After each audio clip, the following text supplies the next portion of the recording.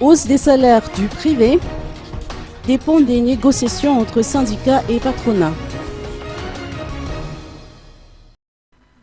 Des précisions sur la hausse de 8% des salaires du secteur privé ont été apportées aujourd'hui par le ministère de la Fonction publique, du Travail et des Lois sociales. Écoutons les propos de Samuel Ramanchinoud, DG de l'Emploi, du Travail et des Lois sociales. Comme vous attendez dans les radios et dans les télévisions, le salaire minimum d'embauche, minima d'embauche dans le secteur privé a été fixé et a augmenté de 8% à partir du 1er mars 2013. Donc à partir du 1er mars 2013, il y aura un changement, il y aura une augmentation des salaires dans le secteur privé.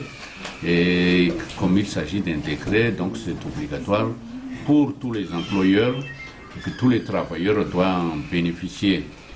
Et en même temps, les retraités, parce que les calculs, la base des calculs, les pensions de retraite se fait en fonction du salaire minimum d'embauche.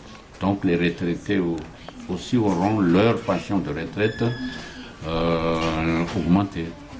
Il a été souligné au cours de cette rencontre avec la presse que ce n'est pas l'État qui détermine les salaires des employés du secteur privé, mais les négociations salariales entre les organisations syndicales et patronales. Des PV sont ensuite envoyés au ministère de tutelle et c'est à celui-ci d'élaborer un projet de décret qui sera par la suite adopté en conseil de gouvernement. Selon les représentants de la CNAPS, les caisses de retraite sont différentes selon les employés, selon qu'ils soient issus du secteur privé ou de l'administration publique. Même le taux de cotisation est différent puisqu'il est de 14% pour la CNAPS et de 20% pour la CRCM. Pour les retraités du secteur privé, le paiement des pensions de la CNAPS se fait tous les 3 mois s'il se fait tous les mois pour les fonctionnaires à la retraite.